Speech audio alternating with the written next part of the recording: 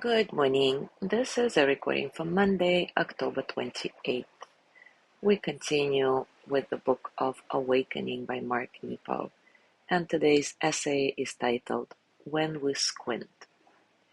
You will need a mirror for this practice, or maybe your phone camera.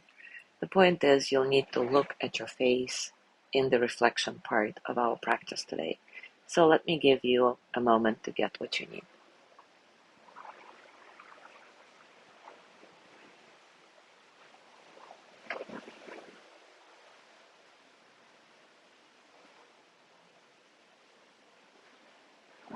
All right, let's begin reading. When we squint, we think we see like a tiger, while the truth, like the sun, spills everywhere, but through our slits.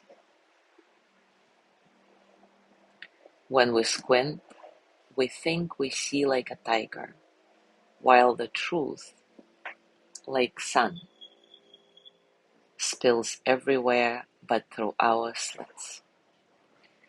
We have all heard the gritty advice that when things get tough, we need to dig in. This often translates to an aggressive, alert stance.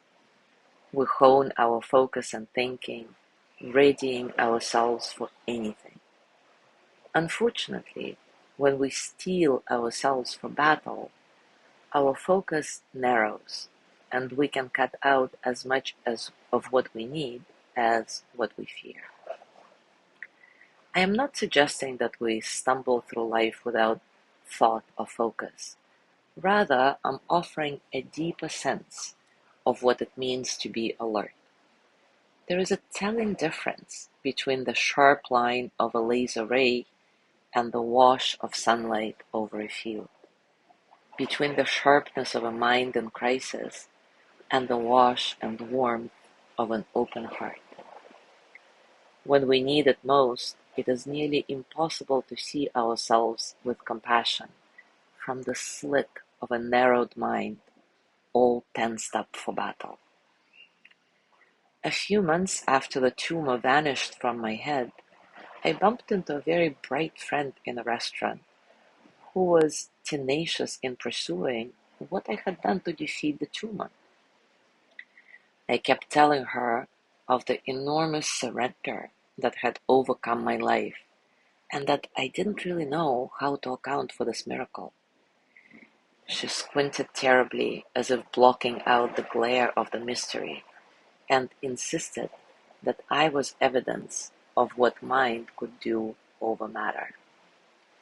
As she squinted, I could feel her heart close. It was very sad. We have had little to say to each other since.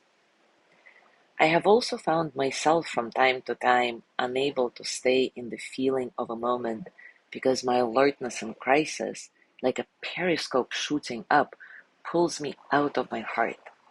And the next thing I know, I am lost in the analysis of problem solving, of calibrating advantages and liabilities. Like my friend, when I squint, insisting solely on my own will to power me in the world, I close myself to the mystery. And I notice I become sad, having little to say to myself. This has taught me that attention to detail can be mistaken for the act of caring. The truth is that being alert often requires us to widen our focus and see with what the Sufis call the heart's eye. For though surprise and crisis can make us squint like a tiger and show our claws, it is the effort to enlarge and stay open that helps us the most. Wow, that's powerful. So take a comfortable position and take a few moments to settle. Settle into your body, your heart, your mind. Settle into this moment, right here, right now.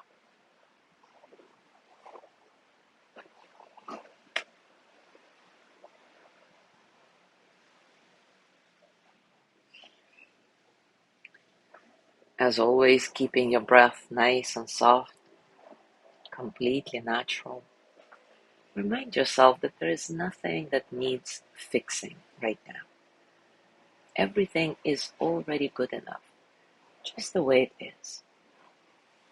And see if this reminder helps you settle into a sense of spaciousness, a sense of freedom.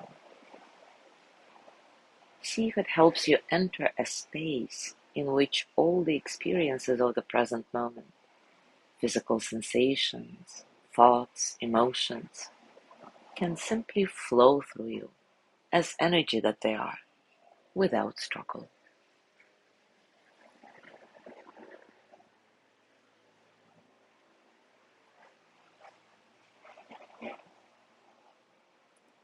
Now prepare that mirror or that phone that you're going to be using for the practice.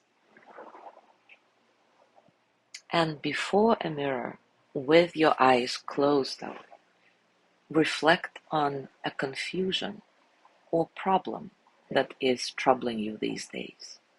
And allow yourself to think about its circumstances and all the possible solutions.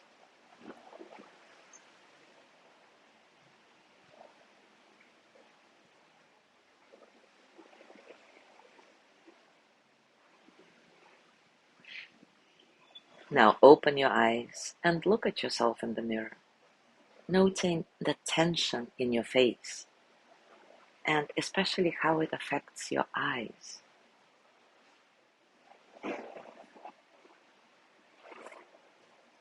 Keep staying before the mirror. Again, reflect on the same confusion or problem with your eyes closed again. But this time, try to relax your analysis of the situation. Try to relax your problem solving and look at the problem with your heart's eye without trying to come up with any solution.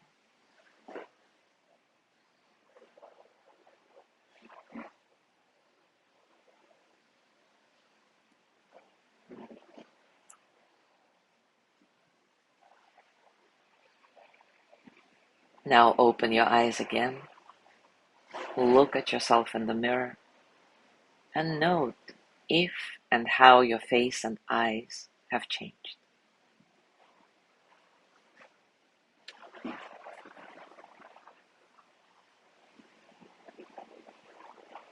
Now place your hands on your heart and send the energy of loving kindness to yourself. May I be filled with loving kindness.